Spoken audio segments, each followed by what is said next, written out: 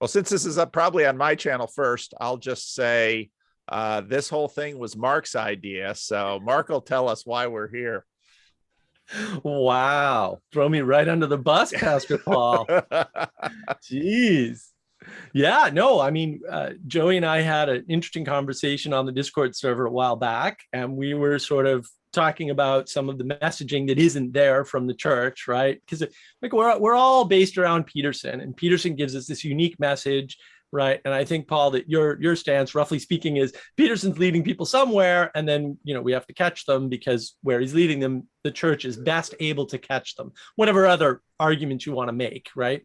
But then the question is, well, why hasn't the church been able to message people the way and reach people the way Peterson has all along? Because I think that's a good question. Like, where are the failings of the church?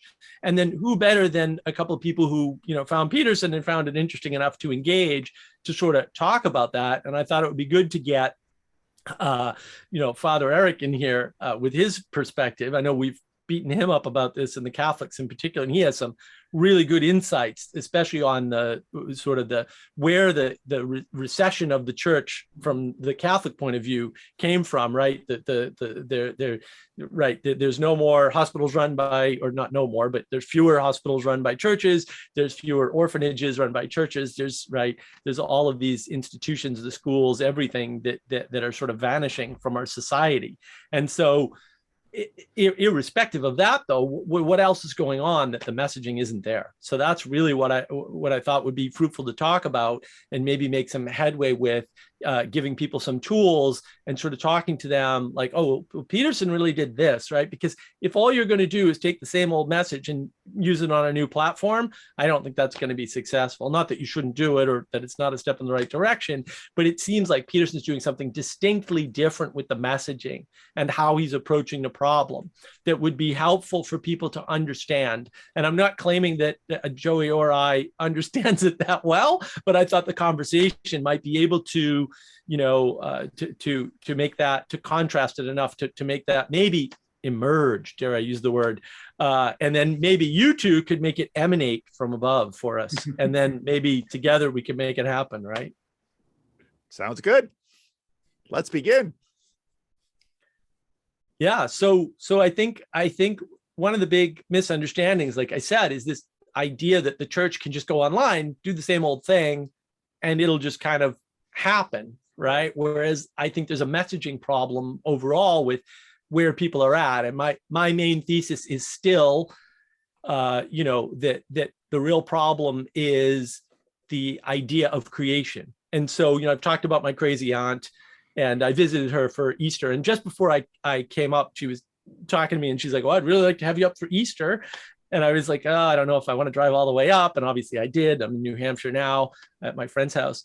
And I was talking to her, and I was trying once again to explain to her that there's a whole class of people out there, and I don't know how big the people are, right? How many people this is, or if it's generational, who have a meaning crisis, who are in danger of a meaning crisis. That's probably the worst crowd because they're probably harder to find, right? They haven't found Vervaeke's work, right? They haven't found Peterson, right? They haven't found anything, and they're running headlong into that wall.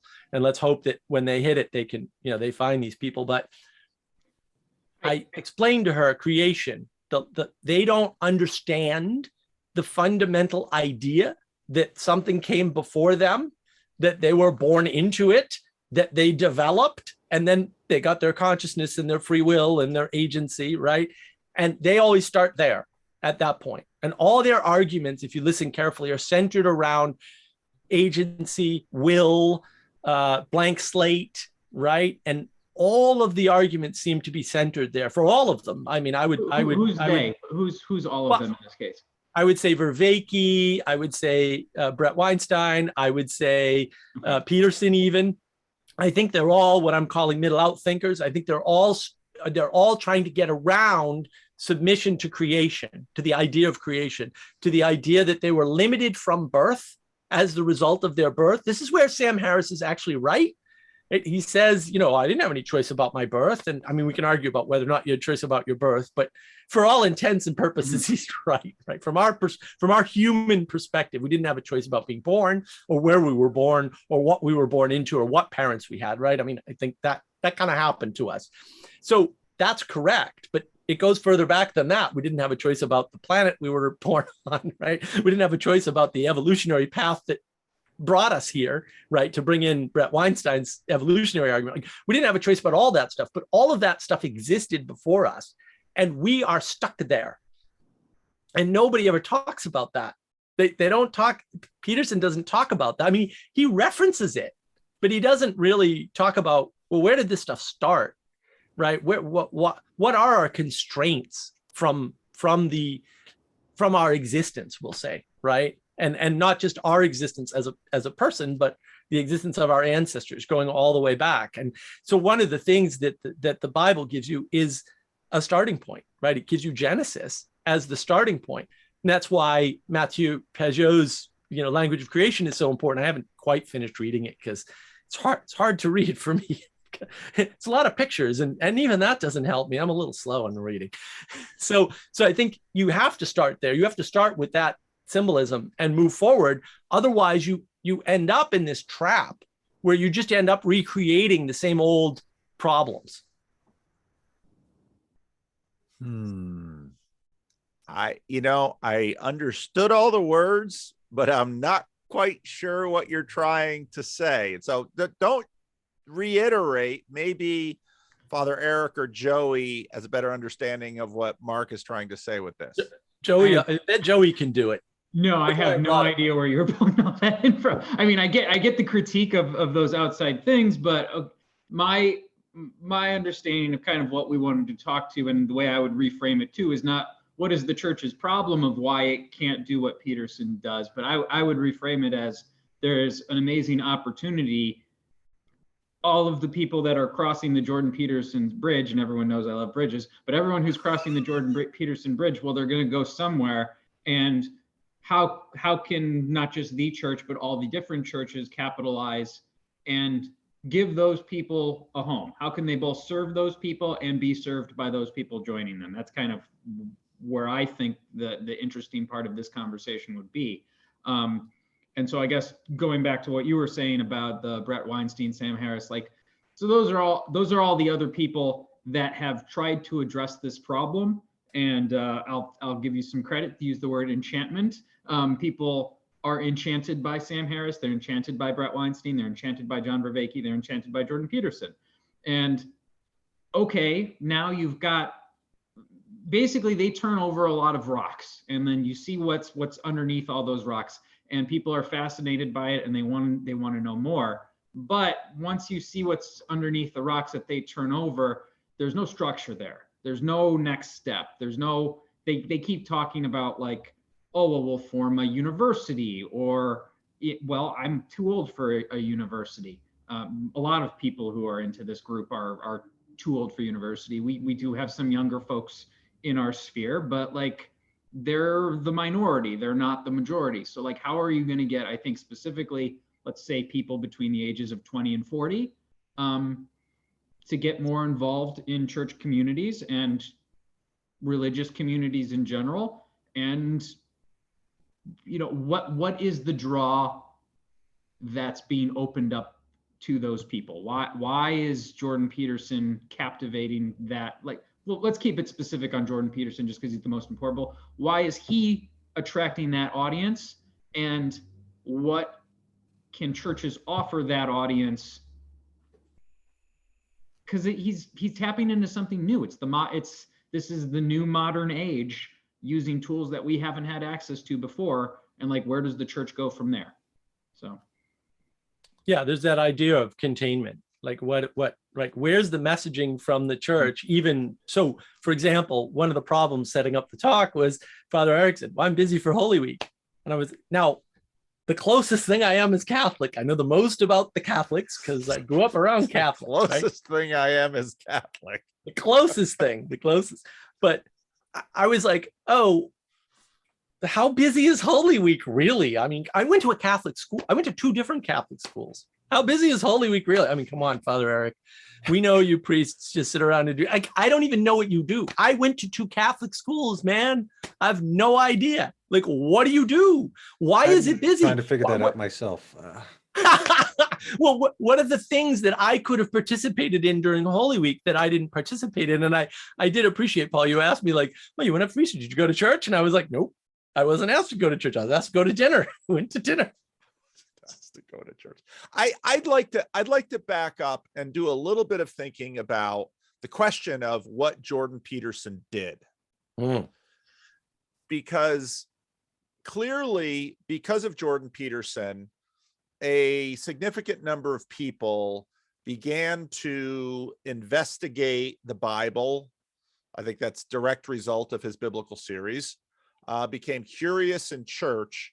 But the question about what he did, and that's also a difficult question because there's lots of different segments. So when Rick and I just went to the Santa Rosa event, you see some people who are sort of political, cultural conservatives that heard a voice out there that they could rally around in terms of their conservative interests.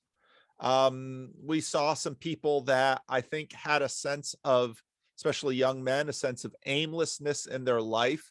And Jordan Peterson provoked a vision and a direction of meaningful pursuit that could make their life better.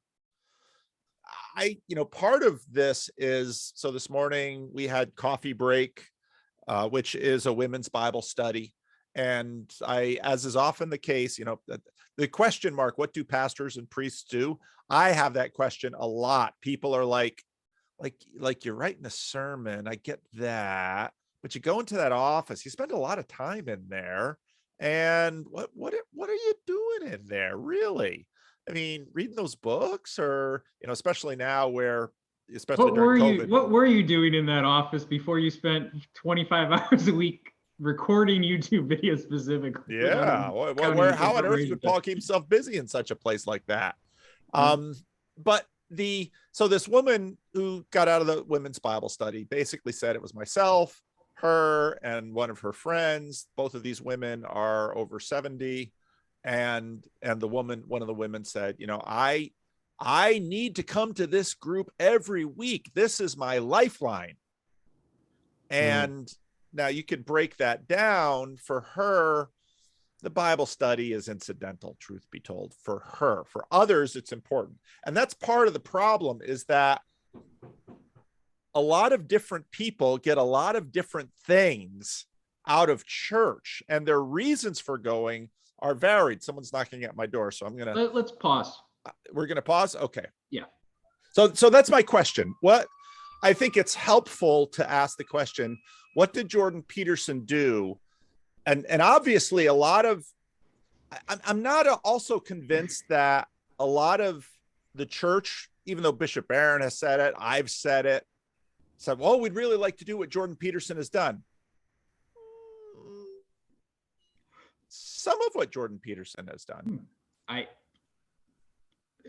love a lot of the guys that are involved in, like, not our Sacramento group, but are involved in the bigger picture. And one of the problems that you get when you get a lot of the big picture guys is they like to focus on the big stuff. And what's the big stuff that they like to focus on? The politics. Christians have not been not involved in politics in the US. Like, if you want Christian-based newspapers, if you want Christian-based newsletters, blogs, etc., that focus on politics, there's no shortage of them out there.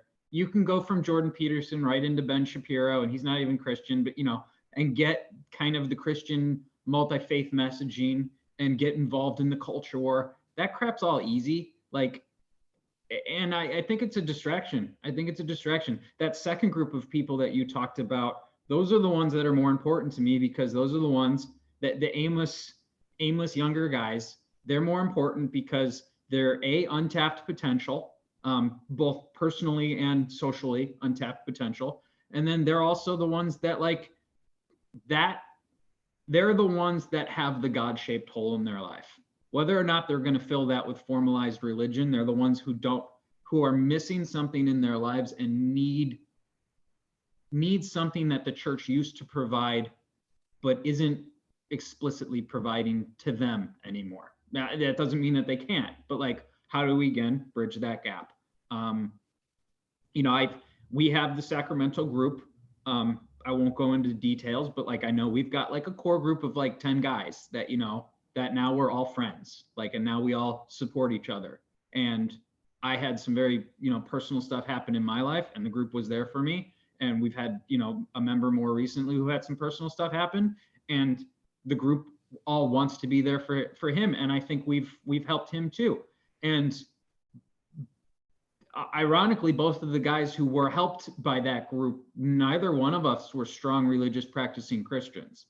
I don't know that strong religious practicing Christians in the straight up church environment would either even necessarily be entitled to the same level of mutual male support that we were able to give to each other and receive from the group. We've destroyed men's groups in this country. We've destroyed fraternal organizations. We've destroyed all these groups that used to be male only have now been specifically attacked and destroyed because they were male only. Yeah. But why? Like, why did that happen? How do we turn that around? And I guess for those young and aimless men, I've told this to a lot of, we have feminists show up on the server too, and like hardcore feminists, and some of them are really interested in what we have to say because they're the actually open-minded ones. And like me, I'm interested in people who I specifically disagree with. These are the women who come on that are specifically disagreeing with me, but want to know my opinion, want to know other people's opinions. And what shocks all of them when I tell them this is like two of the untapped things that young men want right now is they want to feel wanted, like not like sexually, they just want to feel wanted by their peers, and they want to feel useful. And so many of these opportunities that you have, sure, you can have a church service and a young man can come in as a guest and he can feel welcome, wanted, but how does he feel useful there? I don't know. Or you can have young men show up in other places where all of these groups that are now, again, specifically anti-male, and he shows up there and he doesn't feel wanted. So then he's useful maybe, but not wanted. Like in our group with our friends now, with what we've been able to build, when I show up, I feel both wanted and useful. And I hope that we make all the other people in that group feel wanted and useful. Like, that's the Jordan Peterson thing. That's the problem that he solves, or at least shows people that problem can be solved. Sorry, I've gone on a really long rant. No, it was good. That was excellent. That was good. That was really good. Yeah. So Paul, I know in our first conversation, which was over a year ago now, it's quite some time ago, right? I put forth the thesis that the way to understand Jordan Peterson is through John Vervaeke's Science of Meaning. Like, I think that's what the meaning crisis is, his 50 hours. Not that I recommend that people watch it. It's hard. You can't do dishes while watching it and expect to do well. It is dense. It's dense information. It's really difficult. I struggle with it myself, and everybody else on the John Vervaeke server. There's people that watch it 3 times and they still have questions. Like, it is a bear, but if you're into that sort of thing, it's fantastic. But he lays out, in my opinion, a science of meaning, and that helps you to understand what Peterson's doing. And I think, the work that Manuel Post and I have done in particular, and a bunch of people on the Awakening server, is around, understanding this stuff. And so for me, Jordan Peterson is pointing at things, the ephemeral or the ethereal, right? He's pointing away from the material stuff. He's definitely doing that, right? He's doing that through the Jungian sort of framework, right? He's doing that by mentioning virtues and values explicitly. But the other thing that he's doing that goes to what Joey's talking about when he says, want to feel like there's a place for you that you can be useful, right? So place and usefulness. That I would cast that as intimacy. I have a video on the intimacy crisis on Andrea with the Bangs channel, right? And that this is what I was on about, right? Was you want to be able to belong, to be in that web of meaning that is outside yourself, right? But I don't think people watched a bunch of Jordan Peterson and said, now I know the science of no, they meaning. Didn't. Right.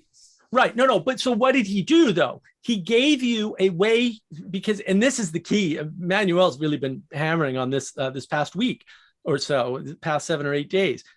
participation is a key. And Yes. one thing that Peterson gives you is a way to participate in beauty. Clean your room. It's yours. So even if you're a materialist, you're like, yeah, that's my material. And then you clean it. What does clean mean? Well, clean is pointing to beauty, right? Let's be honest. Clean is pointing to beauty. Even if you're a materialist or you're a utilitarian like I am, and you're like, clean means everything's exactly where I need it and I can reach it, because that's totally. But I don't think a lot of people cleaned their rooms. I kept them clean. I think he gave them a vision of beauty and a vision for community and a vision. I think what one of the really deep things, he gave a vision of what Joey said, of being wanted and needed. He cast a vision that men could see in society of being wanted and needed. And he was right in that a lot of the messaging that men of a certain age were getting is, you're not needed because Lady Thor is going to replace you. Right. And you're not really wanted either. You're toxic. Unless and that's where it's sort of a quick slide into the culture war stuff. Right. But that's the participation. Like, I'm not saying that, I'm not saying he made you participate and then you participated. I'm saying he gave you a way to participate in the transcendent beauty. He gave a vision of participation. Yeah. Right. Now, where I think the church is kind of losing people is that we're still trying to tell people that God is love, right? And if you understand what that means, right? That God loves you, right? And this is, Catholic understanding. You probably still like it though, Paul, is that God put you into this universe, right? That God is love is not the difference between Protestants and Catholics. I'm just okay. Here we go. Let me. God put you into this universe. God has laid out a path for you to participate in his recapitulation of all things. And that is a function of his will, of his love for you, of giving this to you. And so we're getting hung up in the fact that this concept that God loves you is not communicating. It's just sort of like this fuzzy acceptance instead of, his love driving you to be somebody great. So if you buy into God, I think, again, that I don't think that message is going to work, because you've got to get them to God. And I don't see, everyone gets hung up on the resurrection. I'm like, these people are so far away from the resurrection, it's not even purposeful to talk about it. They don't understand creation. Because until you understand creation, you don't understand the significance of the resurrection at all. Like, you can't even go there, because you have to be submitted to the idea that there was something around before you that you're beholden to. Because I don't know about you guys, but like, I was born, that's already a miracle, because like, it was 100 years ago, almost no children survived. Like all the kids died right out of birth, right? And 200 years ago, forget about it. What was the survival rate? It was ridiculously low, right? And then I had a house, right? A place to live. It was an apartment, right? At apartments, there were jobs available. They were good paying jobs. I mean, my family, like my father in particular, mother didn't have a lot of money. And depending upon who you listen to, maybe we had a little bit more, or maybe we were starving occasionally. I don't know. It depends which family member I listen to about that, right? And then, but no one died of starvation in my family, right? So that's good. We had stuff. Like, I had computers growing up. Like, like, there was plenty of stuff, right? So there was no privation there at all. At some point, your parents or your grandparents fell out of something in the church that was sufficiently meaningful, had sufficient grip on them, and that was either replaced or lost. And this participation, I mean, Joey, in a lot of ways, what Joey talks about is sort of what you get in a church in terms of a small group, or if the congregation is sufficiently small, there's a sense of meaning for each other. There's a sense of that there's a communal thing that is this group of friends, intimacy. And these were part of sort of what knit society together. And I, on one hand, you listen to my videos, I certainly don't mind talking about the theoretical, but as a local pastor, it's abundantly clear that the majority of people continue within the life of the church because they are getting very tangible things out of it. But how do we know? Like, again, I get that Father Eric is busy during Holy Week. What's he busy setting up that I could have participated in if I had known what the heck was going on? Tell us, Father. Yeah.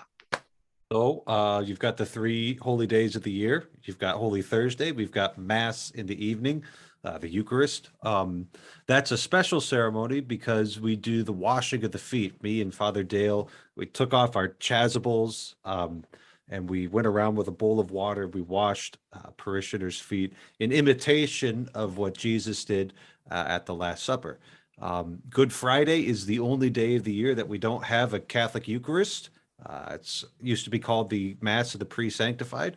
And that we read the entirety of John's Passion narrative, and then we reverence the cross, and then we do have communion from the day before. And then the Easter Vigil is the best because it can't start before sundown. And we light a fire, and we bless the fire, and we light a giant candle, and we all follow the candle into the church, and then we sing a song about the light of Christ coming and conquering sin and death and darkness. And then we read like 9 Bible readings, and then we bring people into the church and have Eucharist. So it's a lot of wonderful liturgies, and it's like, it's the big, it's Super Bowl for Catholics. Okay. Why don't you tell them about some of the other stuff you're doing when you're not in public, let's say in that room where people, if anybody walks through that door, oh, there's Father Eric, look what he's doing. He's reading, he's praying, he's moving a candle. Talk about some of the other things that you do. Yeah. It's harder to list. Yeah. I go over to the school once a week, and I teach the kids about virtue. We've got a curriculum from the Dominican sisters in Ann Arbor. I'll have people come in and they'll tell me all sorts of things, plan for future liturgies. I'll say Mass, we do Eucharist every day. So that's a part of it. And I've just got conversations afterwards, I would imagine. Yep. There's always somebody hanging around, and then there's always little things you got to plan, to keep this whole institution running. But the best part is the meetings. 2-hour staff meeting Thursday morning. That's what I live for. It's if you're in a church small like this, there are no meetings because there are very few meetings. There are very few. They're not no meetings. There are very few meetings, but so part of the American idea is, and this is very valid, churches have fewer people giving and participating in them, and that's a crisis. I think that's true. Because churches had been, now to try and somehow get into your points, Mark, about creation, people were born into, I often, when someone shows up my door needing $20 or something like that, I'm not going to give them $20 until I know their story. And if they challenge me on that, I'll say, you were not hatched. You came into this world because of a father and a mother. And you were birthed into this world from a mother, and you probably grew up in a family. So right there, and before you were even conscious of the formation that became you, that formation was happening all around you. And in Western civilization, the church, there's a reason we call the church the mother and God the Father. The church was that mother. And it was this network of people that you were born into that, just like Joey said, if you need help, and help in lots of ways, you need a group of people to play softball. You need some people to help you move. You need, all of this stuff. But as Father Eric just noted, but that wasn't just random people who are favorably disposed with you. That was all nested in this enormous story that that came down and around. And so then with these very symbolic services, you don't really know consciously how all that symbolism fits in, but it all becomes this one picture. And that picture has been fractured. And I think Joey is right. Now there's sort of a political picture. That's part of the reason religious people get so political.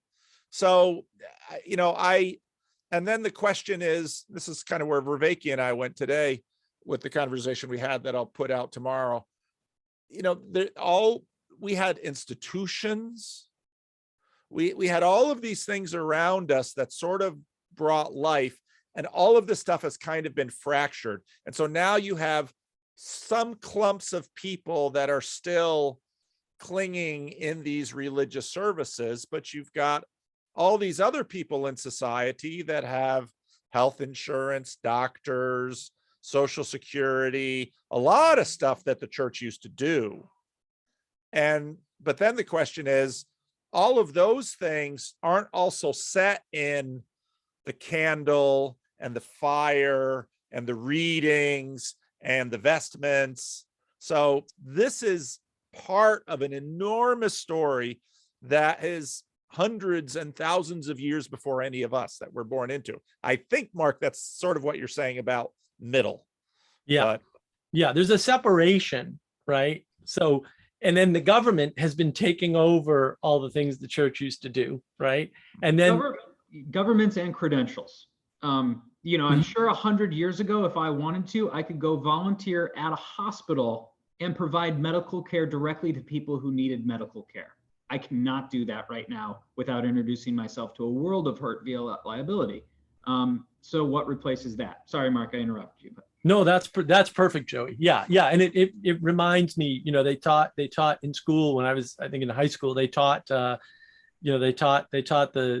breathing technique. Somebody stops breathing, here's what you got to do, and they taught a bunch of first aid stuff around that. And they said, you're really good at this. You should get certified. And I said, I'm not getting certified for this. You're all crazy. And they're like, why? I'm like, because if I'm certified, I can be sued. And if I'm not certified, I can't be sued.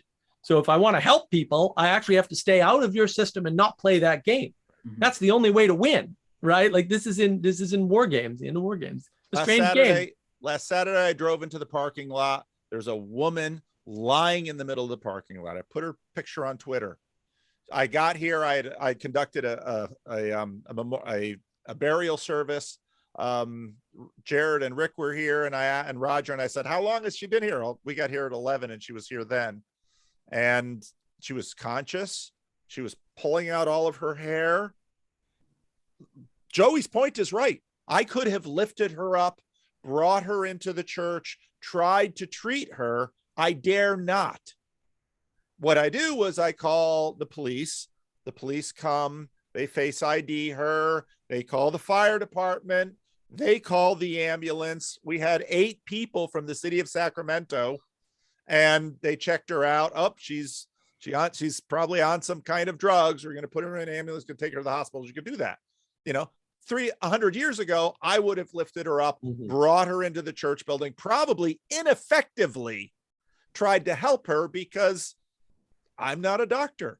I can't do detox unless maybe I take her home and within 3 days, but then there's a world of complexity. So that's part of this picture. If you try, if you let her into your house and let her sleep on your couch overnight, nowadays you can't get rid of her. Like, you would have to evict her, and it would take 90 days in the state of California. I mean, why do we have a homeless crisis? This is why. People can't help. But that's kind of a side issue. Getting back to it is like, what, again, just to put some barriers on the conversation, young men 20 to 40, what can they do at a church to help? Like, I don't know that we would have been successful had Living Stones been a larger, bigger church, because if we had come to your church to do the Jordan Peterson meetup and we did it only as guests without any way to give service back, I don't know if it wouldn't have felt the same. Yeah. It wouldn't have been the same. Yeah. And so I mention we're building a fence? We are building a fence, and well, you are building a fence, and I will help that, and then it will be we are building a fence. I could not make this weekend, but I will next weekend. Okay. Yeah, we built. I mean, we took down that tree. We took, we've done other little projects like that, and then hopefully we Strip the raise some floors. money for the church too. Yeah. I don't feel like, I don't know the numbers. We're not, for everyone watching, Paul and I do not talk about this stuff kind of on purpose, I think. But I'm sure that Bridges of Meaning has raised money for Living Stones directly, and raised money for Paul indirectly. And so like, I'm very happy that that can be kind of a service that my work provides back, hopefully. How do we keep doing that? How do we keep, like, that's where I think the church is missing out. Worship services are great. Services with music are great. Church has entertainment. I think that there's a lot of churches actually doing that very well. Ceremonies are entertaining. Like we have in Sacramento, there's Project Church that's very popular, and it's very worship service. It's very, I don't want to say entertainment based, because it's spiritual entertainment as well. And I don't mean that as an insult. I just don't have better words for it. But not every church can do that. And that's not really what everyone's looking for. Because if I wanted to be entertained, I wouldn't have come to your Good Friday service. I would have watched a movie, because there's lots of streaming services. And sorry, movies have a little bit higher production values, though Rick's catching up, but movies have high, there's movies, there's video games. We are not bored to death. We are entertained to death, amusing ourselves to death, maybe. So what are the Jordan Peterson young aimless guys hungry for? Again, the best explanation I can give is they want to feel wanted and they want to feel useful. And so how do we make young guys feel wanted and useful? And it won't just be young guys either. It'll be older guys want to feel, wanted and useful. Women want to feel wanted and useful. But let's focus. Like, I think that that's a good group to focus the core effort on. And there'll be something to gain by that synergy of those two groups working together. And so I guess that's kind of what Mark, the spicier title is, what is the church failing at, or something. But I do see is like, what's the opportunity for us to build a crash pad, landing pad for those guys who got blown into the atmosphere by Jordan Peterson, and now they're coming back down to earth, and now they have to do the hard work of actually cleaning their room, walking the walk, and not just talking the talk. And I spend a lot of time on Bridges of Meat, the Discord server. I spend a lot of time trying to keep the conversations from getting too caught in the weeds, because everyone read Plato's Cave, but then they just spend the next 20 years reading philosophy. And I think that's just as bad as any other cave you're in. It's like getting young guys to participate and think and talk to each other, and not just talk about objects. That's the best I've got. That's so far anyways. But I guess, do you, Paul, and do you, Eric, have any questions about that kind of project, or what do you want to know? What do you want from the outsider's perspective that Mark and I might have?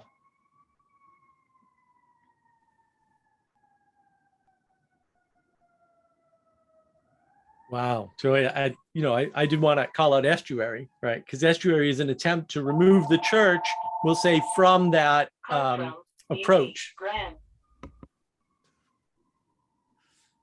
It's super helpful, not just listening, but watching. Part of this is a difficult thing for, I think, back to the point that Mark made about middle. Churches came to America through the communities of immigrants. My denomination did. Roman Catholic churches were, America was very anti-Catholic until not very long ago. The Klan not only hated Black folks, they also hated Jews and Catholics. A lot of people don't recognize that. The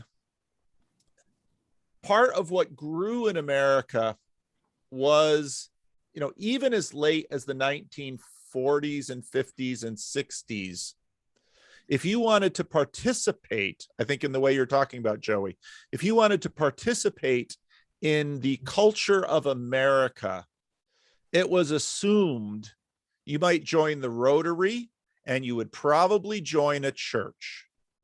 Because if you weren't a part of a church, there were levels of status that you would not have access to. And so part of the reason that was dismantled was, in fact, to let Catholics in. Because again, you know, country clubs were male oriented. They didn't let Catholics and they didn't let Jews in. And it was really FDR and then JFK after who sort of opened the doors to Catholic and Jews. And in the middle of the 20th century, there was the idea that church is not essential. And then after 9/11, church then became a negative valence culturally. So that you're now increasingly weird, depending a lot on your zip code, because it's very North Dakota's not quite like that. Yeah. and so there are places, America is a very big country. And so there are places in America where still, if you want to participate in the common good in a community, you should show up in church, or at least be recognizable to the priest or pastor. And in places like California and, you know, Boston, a little different, but in urban, especially blue urban America, increasingly that is dislocated. And so, and especially when we have places like California where so many of us, I didn't grow up here, Joey didn't grow up here. If I moved to California as a young CRC youth, the first thing I would look for is a CRC church, because those are my people. But the number of people doing that these days, some move to California because they're trying to get away from their church and community, and they don't need them for anything.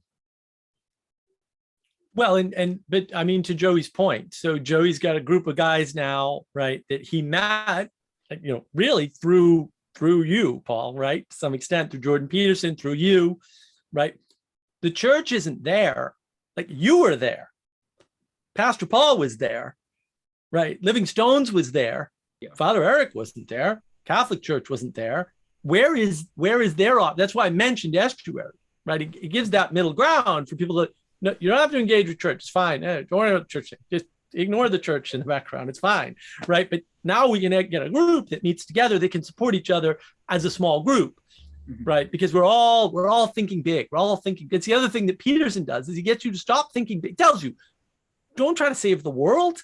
Clean your room. Like, do the things that you can do, that you can participate in. And yeah, to your point, a vision. But again, a vision that's small enough that you can make a difference. Whether you implement it or not, to your point, is not relevant. It's a vision, right? But the church isn't doing that. And, you know, Peterson's going, listen, my message is absurd. I'm telling you to pick up something heavy and carry it for absolutely no reason at all. And yet people are like, yes, it's crazy. Well, let me ask Mark and Joey then. Now, part of what, say, Father Eric and I major in by virtue of being clergy is, just like Father Eric described, painting the big narrative that makes sense of the shared casserole dishes and the being there for one another. And I think, and so my question is so Father and Eric, what we have in common is that, yep, with our mother's milk or formula, whichever was, you know, whichever was given us before we could decide. But where for you guys is the big picture something that is, did you get that from university? Did you get that from YouTube? Is it unimportant? Is it not salient? Where? Because that's what the church tends to major, that the clergy majors in. A lot of the rest of the church tends to major in the lower stuff below that you talk about, Joey. Or maybe the big picture isn't salient. I was going to say, can you rephrase that a little bit? Because I'm not seeing what you're calling big and little. Like, why do you Why do you see the importance of helping out these young men that are lost? I mean, people don't recognize it because, Joey's always the stern closed door when you've acted up on the Discord server and gotten banned, even though, and I should say that there's a group of people far beyond Joey that makes decisions about those things for the good of the community. But Joey, is front and center in terms of hours devoted to that community. And just as you've said a number of times during this conversation, Joey, you do so because you've seen the wreckage out there of people who are not in the midst of a community. And the reason that Discord server started was because our meetup group said, we have something here that we would like to at least be able to give opportunity for others. We felt obligated to do it. Yes. We as soon as we came up with the idea of maybe we should share this with others, we told ourselves we kind of have to share this with others. Yeah. What makes that happen?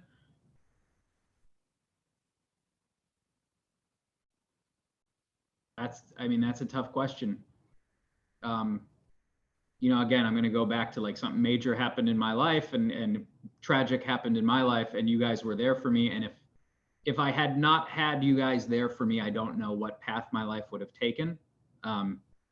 It assuredly would have been more negative than the path I feel like I'm currently on. But before that, because I was part of the group before that happened. And so what drew me to that group before? Well, empty success. I've been, for all of the tragedy that I've experienced too, for all the hardships I've had with like mental issues growing up, have a tremendous amount of blessings in my life. It's not that I didn't work hard. I've put in the multiple 100-hour weeks in a row. I've put in the learning stuff and working on stuff that's too messy that no one else wants to touch. I think I'm very comfortable with my credentials on that side of that. Like, it wasn't just handed to me. I mean, things were handed to me in life, but not everything. And, I took most of the steps in my life are steps that I've taken myself, not steps that somebody gave me a ride. But okay, so here's me. I'm living in the Bay Area. What was I? Probably 26 to like 28 years old, somewhere in that range. I can't remember exactly now, but so I'm in my mid to late 20s. I'm doing great by every objective standard, and I am absolutely miserable every single moment of my life. Mm-hmm. I wake up every single day disappointed that I've woken up. I stay up late every single night because I don't want to go to sleep because I don't want to wake up tomorrow. And that is a level of suffering disconnected from any victimization. That how do you square that circle? How do you put those things together? I don't know. And between Jordan Peterson and a couple other things out there that I accessed, and I found that through Joe Rogan. So give Joe Rogan credit where credit's due. Joe Rogan introduces a lot of people to a lot of alternatives that otherwise would not be available to them. New ways of thinking about things or seeing things. A lot of them are silly. A lot of them are entertaining. That's fine. Anyhow, so I'm in that period of my life, and what is Jordan Peterson doing for me? Jordan Peterson's coming out of left field. Some random guy wearing, suspenders, getting yelled at by a crowd. I always did have an affinity for George Orwell. That's like, everyone knows I don't like to read books because I don't like to give my brain away to other people, but I've read George Orwell, and I really enjoy George Orwell. And for some reason that was that picture. It was that, and it was like, what's the other famous American artist of the guy standing up at church and Norman Rockwell? Yeah, Norman Rockwell, that freedom of speech. I think that's the name of the picture. But like those two things were like, that was what the Jordan Peterson moment was about for me. And that opened my eyes to some things. And then what Jordan Peterson connected was, I have, Mark likes to make fun of me because I'm the objective material reality person, but I have all of the objective material success that I'm looking for. When I put in effort, I had the social success I was looking for in terms of women, in terms of making friends, in terms of finding entertaining things to do. And it's all empty. Why is it all empty? Because the only loads that I'm being asked to carry are the structured ones around my job. No one else was asking anything of me. And if I was going to try and find something where things were asking something of me, I would be coming in at a level not worthy of my attention, because so many of these volunteer organizations, to their credit and to their detriment, bring in new people, not at a level of what they could provide, but at a level of, this is the level where everyone can come in at. And okay, yeah, you have put in your time, that's fine. But like, again, I think I'm being fair to myself. Well, I was a reasonably high performer person. I didn't feel like, I felt it was below me to do that kind of stuff. So then what does Jordan Peterson do? He comes along, he points out all of the scientism, the psychology stuff of why does this work? How does this work? Where do you fit into the hierarchy? How does that hierarchy work? And yeah, I mean, that to Mark's point, that's the creation aspect of that journey for me, is, oh, I'm not just this disembodied mind that happens to have a flesh, a flesh mech, whatever, fresh robot running around that my mind just happens to control. I am more than just my mind. I am also my body. I am also my friendship. I'm also what I can provide to other people. And getting over that messaging that came into me, like that got into my head, of what you provide to other people doesn't matter. Like, that's pernicious. That's toxic to men. It might be fine for women, because women have innate qualities to them in the fact that they can bear and feed children. Like, that's an innate quality, but men don't have that. Men are, if you remove the value of what men can provide to the world, then men are just children.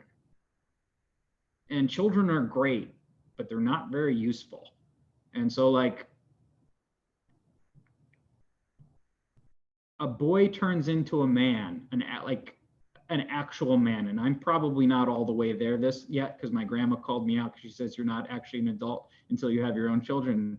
Fair enough, Grandma, you're correct. But short of having my own children, how do you get out of that boy mindset and into a man mindset? And I think a lot of that is, I have to provide something for others, and I have to provide something for others befitting of my abilities. And there's so many gaps between what young boys think they can do because they've watched too many movies. So they think they're going to be the revolutionary everyone's going to rally around them, and then they're going to walk into something and they're going to quote the perfect book passage, and everyone's going to slow clap them like they're the best fucking thing they're the best thing that ever happened. And like, that's not going to happen. Stop being so unrealistic. Clean your room. We have people that hop onto the server, hop onto voice chats, and they, in the background of their thing, like, they clearly haven't changed their shirt in a month. They haven't done their, like, you see their unmade bed, and next to their bed, there's a giant thing of hand lotion. And that's gross.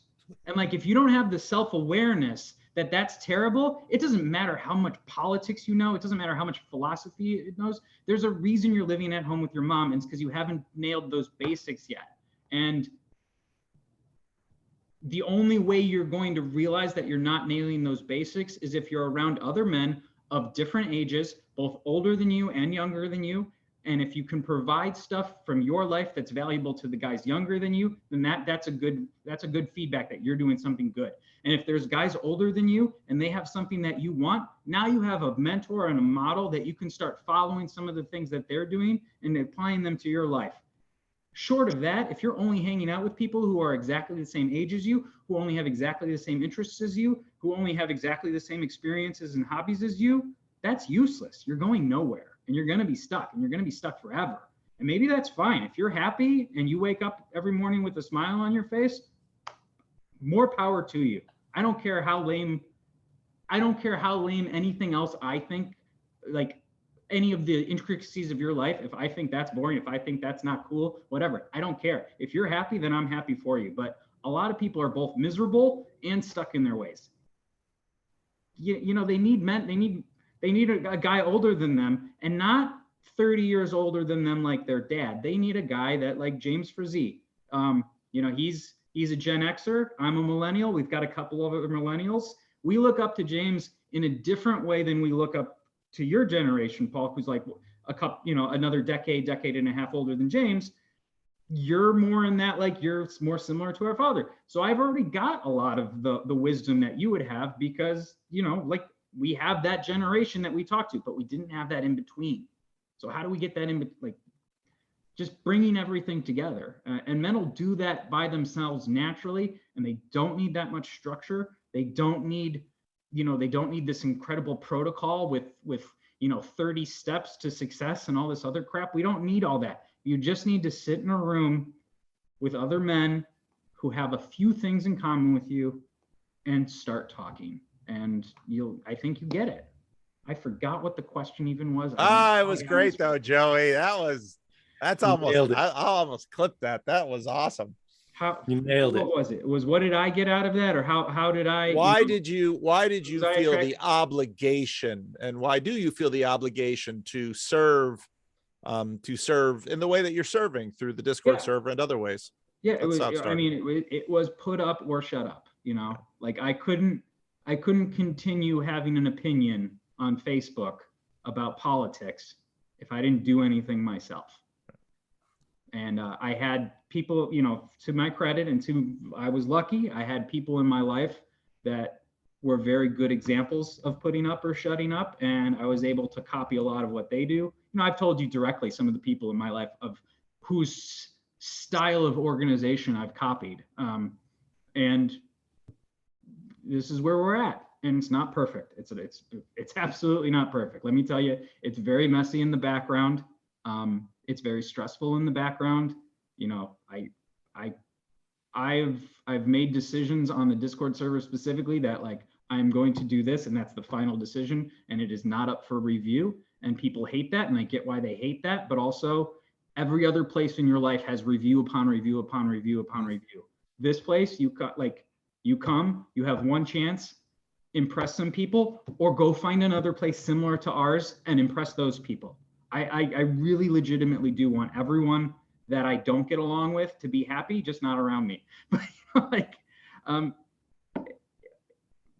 that's a little bit more inside baseball. The real question is like, to be useful and to be wanted, you have to put up or shut up.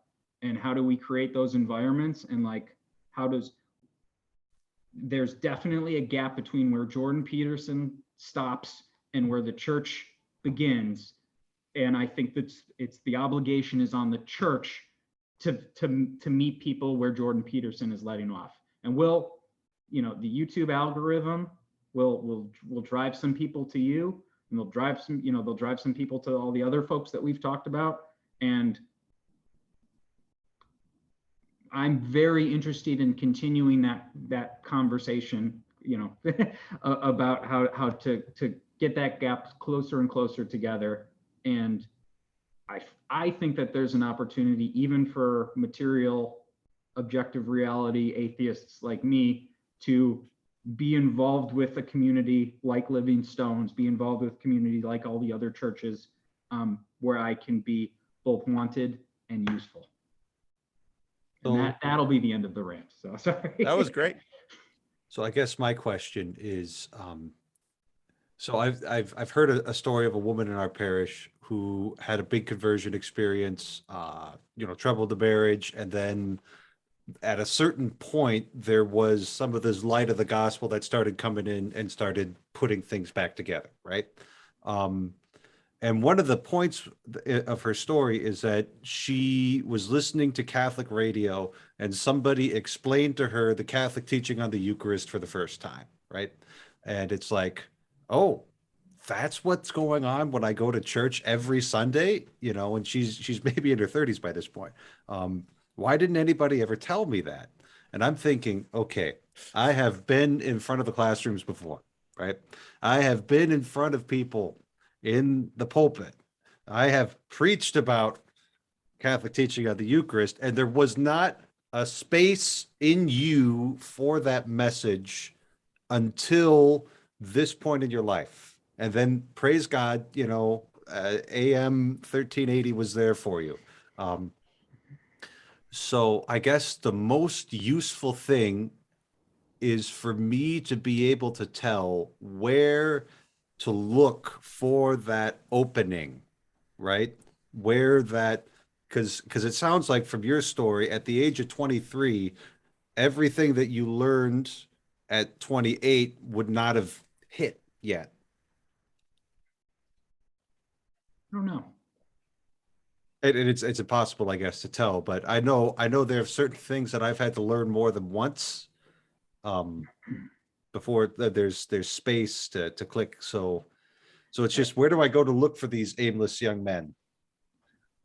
I guess, you know, that the culture war was real. I was, you know, very involved in political, like reading politics and watching politics and trying to get involved in that I thought I was involved in the conversation, but I was talking to Facebook. I wasn't even really talking to my friends on Facebook. I'm just talking to the algorithm. Like, if you look back, so I did this thing on Facebook. It was called Round Animals. And basically I would just take pictures of round animals. And every couple of weeks I would post a picture of a round animals. And you know what posts got the most engagements between my politics and my round animals? The round animals. Because that's what people are actually there for. They're not there to listen to, like, again, they're not there to listen to some young white guy rant about politics. Because you know what young white guys know about politics? The same thing that all the young people know about politics. Nothing. So where are you going to find them? Like, you know, where are you going to find these guys that are ready for a message? You know, like, they're going to continue peeling off of the culture war, because the culture war is stupid. It's a dumb conversation. It's a waste of your time. And it's like, unless you're making money off of it, it's probably a waste of your life. Sure. Like, okay, it's the new religion. Great. It offers no salvation. It offers no community. It offers no peace. It offers endless agitation and anger. There's another way. Like, it's like we're talking about the other way. Like, us having this conversation is the other way. But it's not in this endless do something, just do something. You know, like, it's put up or shut up, but it's not. The world is not on your shoulders, guys. Like, it's not on any one individual person's shoulders. But you just have to interact with it. You just have to get out there and touch grass. So where are those guys going to come from? I think that the estuary protocol and the estuary program is a good start. I think, you know, people that are involved need to, again, keep it out of politics, and keep it out of the deeper religious debates. People those are very old political debates, actually. Pretty much, yeah. I mean, they are, and they're not bad conversations to have, but they are kind of hobbyist conversations to have. And that's not to that sounds bad, but I don't mean it that way. I don't mean it insulting. It just means, like, you have to talk. You have to already know that language to have those conversations. And if you don't know that language, yeah, it's not interesting to new people. So, like, yeah, you know, you can find a Facebook group that'll be really happy to talk about the Trinity or universalism or debate those endlessly. Or atheism, or, you know, or why, you know, these 10 reasons why the Bible is wrong. Divine election, the 5 points of Calvinism. Some people always want to corner me into that, and let's do that. Traditional Latin Mass. The traditional Latin Mass. Well, you gotta not let me get started. So Father Eric, I mean, I think, you know, maybe part of the problem is you're going to schools where people are, right? But what are you doing for people who aren't in schools? Like, what, and what are you doing that seems to be that I think the thing that the formula, if you want to put it that way, for Pastor Paul that made all of this happen, roughly speaking, off of the Peterson thing. So you've got the Peterson formula. We kind of went into a little bit of that, right? He's giving a hard message and it works anyway. Weird, right? Paul comes along and he's doing this thing and all of this good stuff happens. The Discord server, right? All of this stuff is going on. Estuary project, all this stuff. And more stuff is coming, right? So that's great. And he's doing it without a collar on, honestly, right? And we always make fun of him about that. And I was going to tell him, like, wear your collar for this conversation, but it's actually better that he does it in this case, right? It's because you've got one. But where's the work that you're doing, say, and not just you, I don't mean to pick on you, obviously, right? Where's the Christian work that's happening, that's exemplifying like what the framework gives you? Like, what does the liturgy enable you to do? What does all this church stuff enable you to do? And my theory, and it's just a theory, right, is that it enables you to go out into the world, right, and interface in a charitable fashion with people who are, roughly speaking, undeserving, right, with people who maybe need it, but there's no reason they should get it. But that's what you need. You need things that you have no right to, right, in order to be a better person, right? Like if you are who you are, then if you want to get better or you want to transform, you become like, that's something you're not worthy of yet, right? And so you need other people to do that. That's my thesis, right? This is, I keep, people talk about community, but community is required for transformation for almost everybody, not for everybody, but unless you're the Buddha. Probably, right? And then where is that community that doesn't have the church stigma attached to it, if you will, right? That still gives that message, right? Because and I think some of this is political, right? Like the church has been taken out of certain charities wholesale, which I think is just to this day I can't imagine. How are we living in this way? So what are the things that the church is doing? Again, like what can I participate in Easter that isn't churchy, for example? Like what sorts of things Catholic Church doing that I could like go help out with, right? Things like that. To put it in super simple terms, women can make food to bring to the potluck. What can men do at a church that they're new members of? Or not at a church, but just part of a church, right? Because I want into the community without having to go through this liturgy. Have you been to a Catholic mass? Oh my, sit down, stand up. I don't know what I'm doing. That's no fun. Like, I can't participate with that. They're doing all this crazy stuff. I have no idea what I'm supposed to say. Oh my. I have opinions on that, but that's a different conversation. Oh my.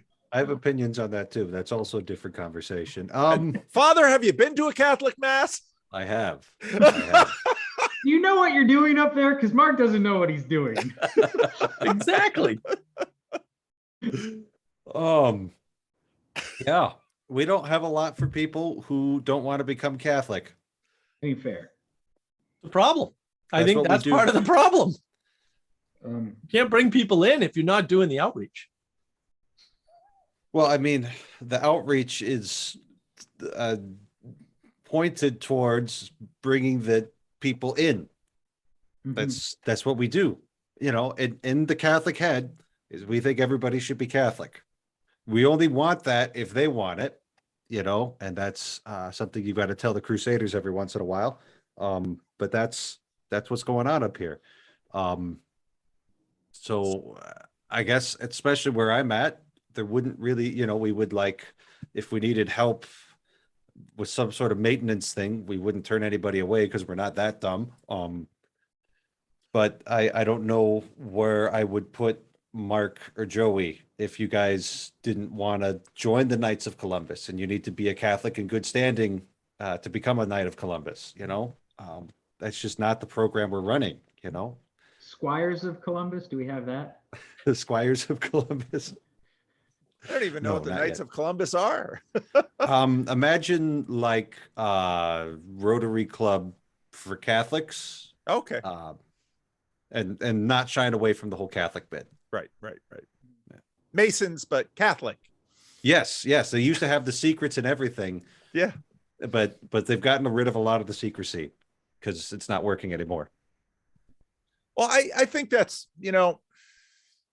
there's an interesting issue with Christianity here, Mark, where Christianity has both been a sect, and it begins in the Roman Empire as sort of this sect, and there was a communal pagan world that Christians didn't participate in, but then Christianity in other places of the world, that where our European transplant religions come out of, where it was a community and everyone was Catholic or Reformed, everyone was Christian, but not everybody always went to church. And so there, even with the Puritans, there's always this tension between that, but it was still understood that this was sort of the container that held everyone.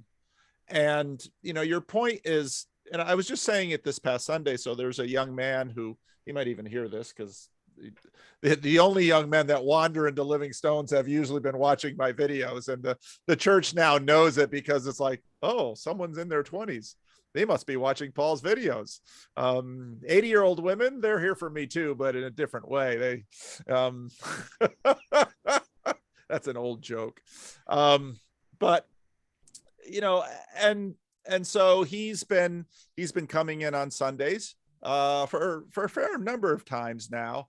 And Roger had a bunch of wood that we had to unload, because Roger and Jared built the forums today for the pour that comes tomorrow. So anybody listening to this in the Sacramento area want to participate in the concrete pour tomorrow, 1390 Florin Road. But Wednesday, so it's kind of hard for people, because anyway. So I asked him, I said, can you help us unload the truck? Because it's true, you have to give people jobs. And Rick, who is here every Friday and every Sunday without fail, Rick is here more faithfully than a number of members of the church, is because Rick has a job. And Rick knows full well that if Rick isn't here one Sunday, this fella's sweating. Mm-hmm. And you're not somebody who absolutely needs Rick's input, but it's so useful for you to have it. Yeah.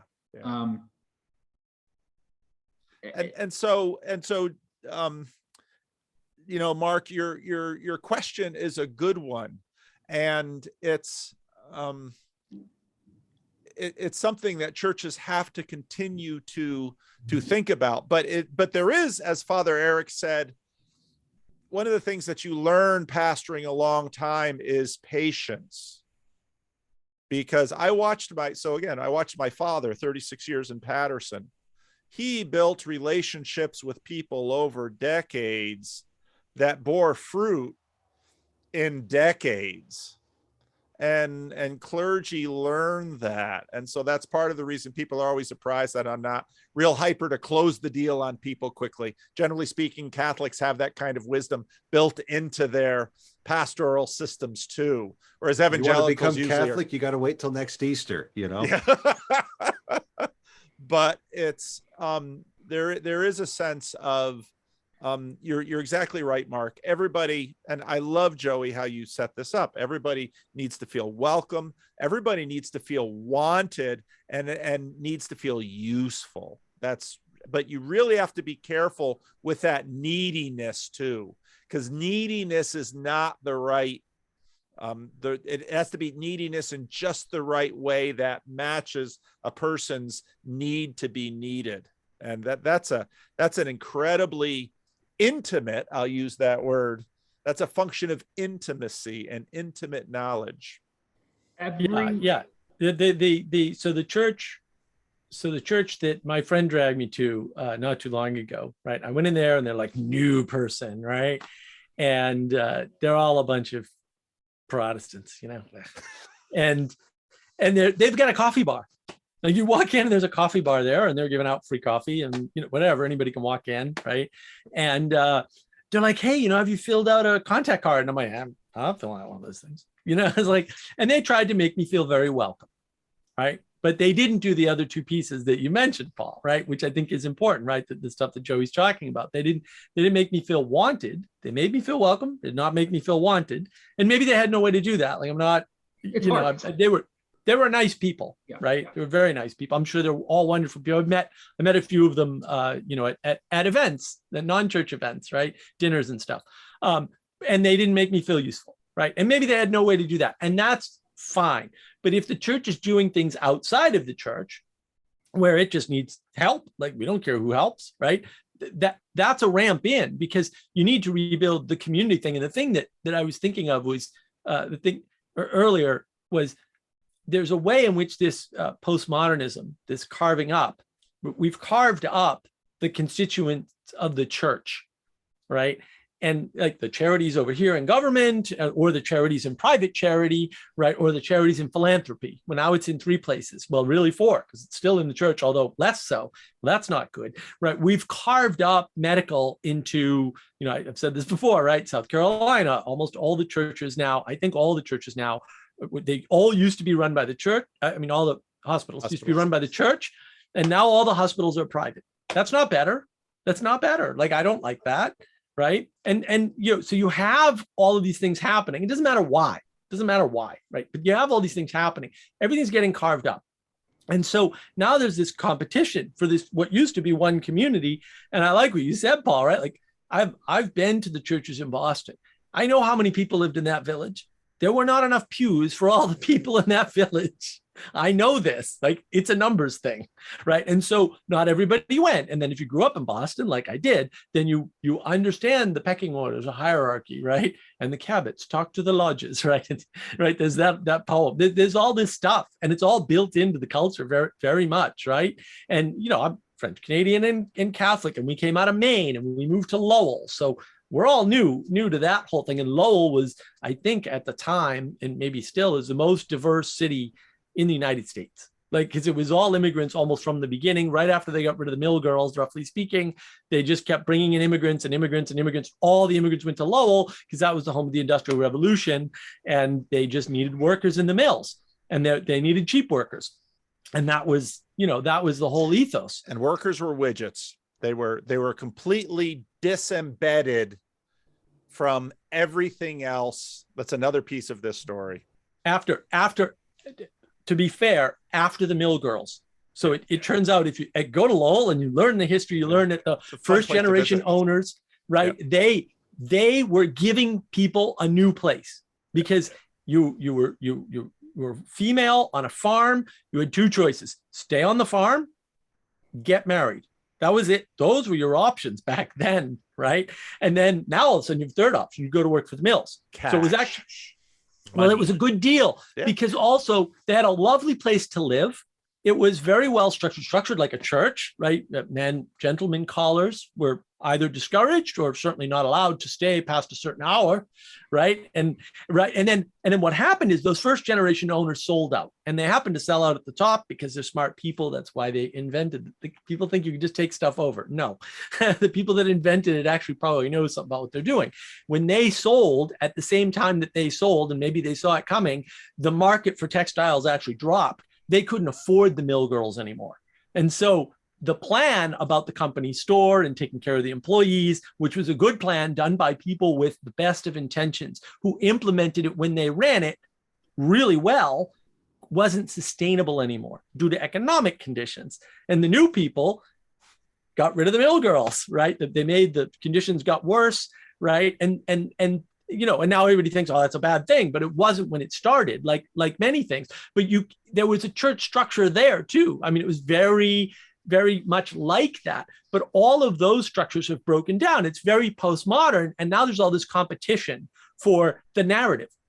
What is the narrative? Is the narrative political? Because I just think that politics for me is just bad for him. Unless you're talking about physically a vote, politics is the worst way to think about anything at all. Economics is a close second to being a bad way to think about the world. It just doesn't map to anything well, like upon inspection, right? And then there's this big container that the church gives you, right? All about this long-standing pattern that's thousands of years old at a minimum, right? Thousands of years old, that seems to survive all of this stuff, right? So you'd think if you were evolutionist, you'd be right into this whole thing. Look at these patterns that keep recurring.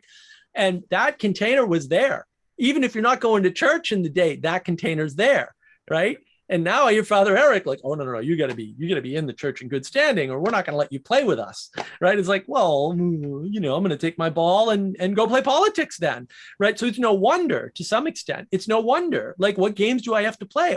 All these other games will let anybody in because they just want bodies, and they don't care if they burn out those bodies. To Joey's point, they're not there to fill you up. The church should be. I don't know if it is because I'm not in. The church should be there to fill you up. But it also has to offer you that on-ramp. You can't rely on people hitting the wall, finding Jordan Peterson or John Vervaeke or whoever else, and then going up that ramp successfully, and then falling off that ramp, and then getting caught. Boy, you're taking a lot of chances with a lot of variables there, right? You got to get closer, in my opinion, to messaging the same people Peterson's messaging, and maybe a wider audience, and catching them, not just in the schools, right? I mean, it would be nice if you could go through the colleges again and catch them there, right? Like, I went to a high school, a junior high and a high school that were Catholic schools. They were paid Catholic schools. Almost no.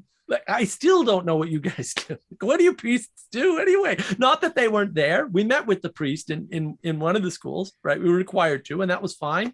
Didn't do much for me, and maybe that's me, right? But now I'm out of school. Where is that guidance? Is it even being offered and available? Right. And then you can't go to the church. Like, I go to the, when my aunt's in town, I go to the church down the street basically, and there's no one there. Like, it's just empty. So it's not like the Protestant churches where they've got all the beautiful women, at least to attract you in. There's nothing in the Catholic churches. No one's going near them because there's nothing there at all. We've talked about that before, Paul. I've heard you talk about invite Eric here to be mean to him. Big guy, I could take it. I would also, part of my whole turnaround too, before what I was saying when I lived in the Bay Area, was I spent some time in Louisiana at one of their major Catholic hospital systems. And the difference between a Catholic hospital system and a for-profit or even county hospital system is night and day. In fact, county hospital systems are one of the, government-run hospital systems are one of the worst, because essentially what you end up with is people who are told they're entitled to something, and then people who have to deal with entitled people all day, every day. Where the Catholic model is different. It's people who are willing to give something all day, every day, and they're dealing with people who are asking for help. It's subtle, but there's a huge difference there. There's a huge difference in how that interaction goes. There's a huge difference in how thankful the patients are. And because the patients are more thankful as opposed to more demanding, there's a huge just difference in the energy there. And to Eric's point, there was a time when I was walking. What's the difference between 22-year-old Joe and 28-year-old Joe? While I was at that hospital, there was a time there where I think what it was every time at a certain day, everyone paused and they did one of the nuns did a prayer over the loudspeaker. And I was working there with people from my old software corporation that, those are the new young pups right out of college. And we're walking down the hallway talking about something very important, because I had been there for a couple weeks at this point. The prayer came on, I stopped, and they kept walking. And it took them a second before they stopped walking and then turned around and stopped and kind of showed their respect for the moment too. And had I been 22, I would have also kept walking, because the ceremony wouldn't have resonated with me yet. And so I do think that all of the ceremonial stuff, I do think, and I would put Sunday service as a ceremony. I think all of that is very important, but it's not going to resonate. It's not going to resonate again with that target group of people that I'm talking about. I'm putting it in marketing terms. That's just what you have to do. It's not going to resonate with them because they don't have that. They don't have that participation yet, and there's this old thing of, if you want to have a good relationship with your neighbors, go over right after you move in and ask them for a cup of sugar. And I don't know if it's just a parable or not, but it's the reason you do that is because then they can ask you for something in return, and that's how you build a relationship. And I think, especially with Paul's reach and what we've done, there's that opportunity there that we can ask young men for a cup of sugar. And I think we'll be pleasantly surprised at how many positive contributors we can find to communities if we do that. Rick's a great example too. Rick came into your church and the first thing he asked for was for you to start a meetup. But short of that, you know, I don't think he instantly came in and started doing all the technical work. He was around, and then the technical work presented itself. Oh yeah. When COVID hit, it's like, we need you, baby. And Rick was right there. Yeah. And I do understand that you know, the Catholic Church has kind of a bit more of it's a bit more established rules of how those things go and how they're direct. We're doing outreach because we want to make you a Catholic, and Protestant churches too, all the time. We are doing outreach because we want you to join our church. That's a super, super open thing.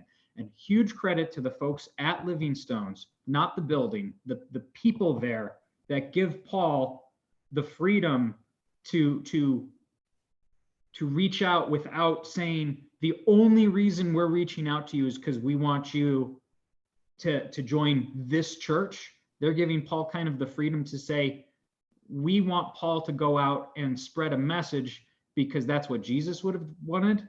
Like, that is huge. And so, you know, maybe that's the answer. Maybe because Mark and I don't have the answer to this. This is kind of an open conversation, and hopefully people listen to this and bring something out of it, and they say, aha, that's what I'm going to do with my church, or that's what I'm going to do with my buddies who have this church out there that we don't go to yet, but we want to participate. Like, it's like I need a zone of contact around the church where people aren't going to expect to be able to receive communion. Yes.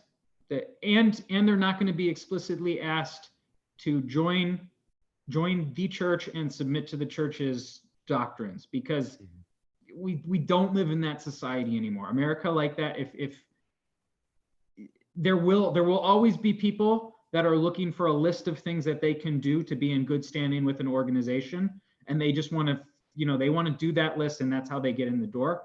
And I think the church is actually already doing a good job of that, because again, every church that I've been to is super welcoming. But me as a young man, and now as a middle-aged man, I'm getting there. But like me as a young man, I wanted I wasn't ready to take that step of submission to stuff. I wanted to feel like more than just a body in a checkbook. I wanted to feel like a person that was involved participating in something. And that's what Paul's group provided for me. And I hope that, and because he provided something that scratched that itch, that's what made me want to give back. And it wasn't just, oh, I'm looking for I'm not just looking for I wasn't looking for an even exchange. I wasn't just looking for a volunteer opportunity. I was looking for a group that I wanted someone to play tennis with, essentially, not literal tennis, but like, I can't just do that myself. I can't just keep hitting a ball over a net and getting no feedback. I have to hit a ball over, and I want somebody on the other side to hit the ball back, and that's play. And so like, I guess maybe churches need more spot for play with people that aren't necessarily in the church. And that's risky too, because there's weirdos out there. Like there's, and I'm sure Paul gets them, I get them, and we got to be careful, but there's weirdos, but there's opportunity too. Paul, what do you think of that? And what do you think of how this experiment has affected, I guess, the people in your church, and like what kind of things could I, if I didn't have you, but someone similar to me or similar to Mark, what could we say to the people at your church that would convince them that we were genuine, I guess, in our. I think most of the people, well, first of all, in defense of Catholic girls, I grew up in New Jersey, and those Italian Catholic girls, as a young CRC boy, I thought they were hot. So, Catholics got hot girls too. Just wanted to say that. I don't know what's like in North Dakota. I don't know what's like. There's South a pretty Carolina. girl behind every tree in North Dakota. There you go. So So if you're looking for hot girls, I'm sure the Catholics got some too. The CRC, they tend to get the tall Dutch blue-eyed ones, blondes. So that's just the ethnic thing. You know, part of what made Living Stones was that it always had, and this got built into the church even before I got here. There was always a generosity to it about the church, and it wasn't about pressure, and it wasn't necessarily sure. I mean, the church is hungry and would love more members, but churches, you know, when the meetup started, the church just trusted me, and the church trusted me and said, Paul, if you're spending time with this, we don't really know what you're doing. Same with the videos. Nobody in my church watches my videos. You know, I'm sure you're doing something for God's kingdom. So, and then of course, when people started coming in and even donations came in from people who watched my videos, the church was like, oh, now we're going to have another real test, because I'm looking at my schedule this summer. It's like, am I going to be around Living Stones this summer? I go to Germany, go to Chicago, go to Grand Rapids. We'll see the limits of Living Stone's generosity coming up soon, but or they might like the guest pastors better than you. Yeah, that could happen. Well, some guest pastors, they really like this. Could you get that one again? They were really good. But it's, you know, there's so much to this, and there's such a weird insider outsider thing. I mean, there's near limitless frontiers to this conversation. And I know, you know, Father Eric knows that too. So Living Stones has just been very grateful to the meetup group for the things the group has done. And, you know, one of the things that's hard for people not in the church to understand, that even if you just visit a church for a service, people at church feel a little bit validated by that, and they're happy to have you visit. And even if you say, I don't believe any of this stuff, and you know, but I'm happy to sit and shake your hand and treat you like a human being. And that this church has known, partly because with a lot of the homeless, mentally ill people, one of the things that I didn't notice right away when I got to this church, but it took me a little bit of time, that nearly every family in this church had a child who had some sort of disability or mental illness. And that shaped the DNA of this church, because one of the things that, if you're going to have peace with yourself and you have a child with a disability, you know what? You are going to care for this child one way or another for the rest of your life. And you're always going to worry about this child. And that builds into you a certain generosity that says, you know, however they come in and whatever they are or aren't able to do, I can put my arms around them. And that's one of these strange cruciform things that happens when people don't get bitter or selfish when they're dealt a hard hand. And that's been a part of the culture of this tiny little group for a very long time. And we're not a church that people come in and they're like, wow, this is amazing. Usually they come in and like, what's going on here? And there are Sundays that I honestly say to people, there are many weeks in which this is sort of on Sunday a thinly veiled insane asylum. You know, and I have problems with guest preachers. I get calls, I'm not on vacation. There's this guy who walked into church and he had a bow and arrow, and, you know, everybody in church seemed okay with it, but was that okay? And my answer is usually probably. So but many churches are like that. It's true. So I wonder, Paul, if, you know, if churches or churchy people are confused about Jordan Peterson and how he's doing what he's doing and what he's doing, I think he's operating in a space that the church doesn't acknowledge exists, right? So, you know, listening to Father Eric is always useful. I love talking to him on the Discord server. And one of the things I've gotten out of this so far is that the Catholic Church is acting as if church is inevitable, and therefore, look, we've got the best deal in town anyway, so we'll just ride it out for the long haul. And fair enough, that's worked for thousands of years, probably, right? A couple thousand years, maybe, right?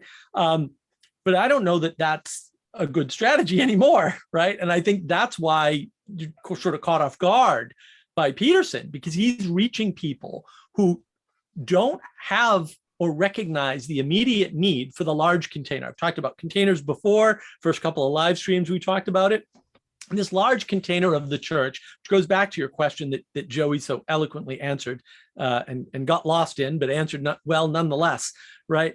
What is the container that causes you, like, what is the force that causes you to do things outside of yourself to begin with, right? Especially if you don't have that worldview in the mother's milk, as it were, right? Or the mother's formula, however you grew up, or the cereal, I guess. Since, some people were just fed cereal as babies.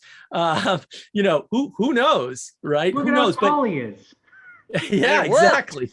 It worked. That's the secret to the tall Dutchman. So, but what is that container, and where's it coming from? And I think, again, the answer is there's this postmodern ethos. It's all carved up. So all the pieces of the large container are available to you independently.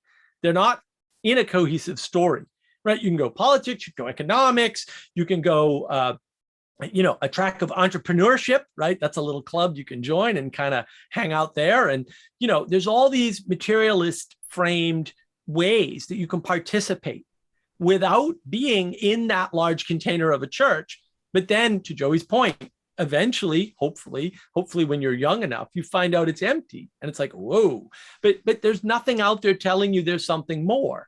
And I'll say it's better down south, because we got billboards all over the place saying, Jesus saves and feeling bad, and right next to the sign for the adult store or the strip club or whatever too, by the way.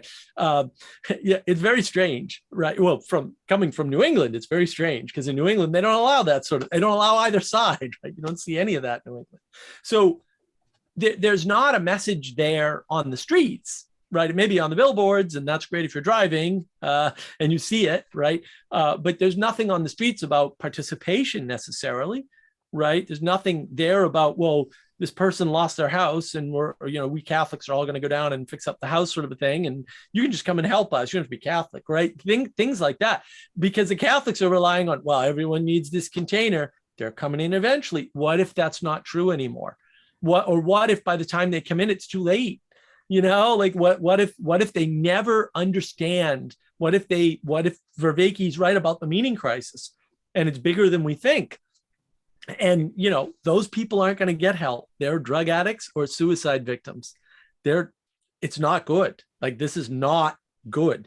And maybe it's not a huge problem. I don't know the size of the problem, although I think Vervaeke's onto something, right? Very much, right? And it's not just the NONESs. It's also the cluelesses. It's the people who, despite going to Catholic school, still have no idea where the draw is. It's not that they don't have good-looking girls at the Catholic church. It's that there's no people there at all down south. Up here, yeah, it's a lot better. But that's because down south, there's no one there. That's because of the Klan. The Klan, yeah, probably. Well, I was shocked when I went to Charleston. So Charleston, South Carolina, I think they said it has more churches than any other city in the United States, or something bizarre. And there are churches everywhere, and most of them are not very impressive, by the way, because they're Protestant churches. But despite that, buildings. Exactly, we gotta land the plane here, gentlemen. I gotta yeah, well, who's expecting me. But they were definitely, she was raised Lutheran. but they were definitely down on the Catholics. They were like, oh, the last ones to move in were the Catholics. And that's something you don't hear in New England, for example. But I think there is a reliance of the churches on the need for their services, but I don't even know what their services are, and I don't see that anywhere. And if that reliance is there and they're counting on that reliance and on people to recognize it, that might be a mistake. That might be why they're surprised by the success of Jordan Peterson, because he's messaging a group of people that you don't even know exist. And I think I can wrap this up pretty well. And I would say that I don't feel that the churches are doing a bad job of finding the people that have a God-shaped hole in their heart. That's a common phrase that everyone uses. But I think maybe what Jordan Peterson made me realize, and maybe what he's making other young men realize, is that they have a church-shaped hole in their heart. And maybe that's what they're looking for. And if you take care, like if your only goal is to get, and I'm not saying that either one of you, this is your only goal, is to get them to join your church specifically or find Jesus specifically.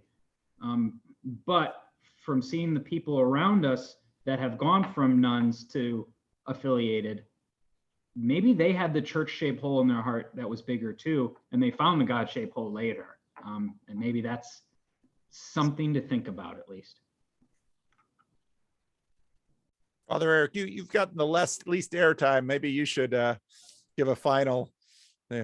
Mark sounds like someone who was raised Catholic and has my experience for a lot of people, boy, once you're born Catholic, it's a hard thing to kick.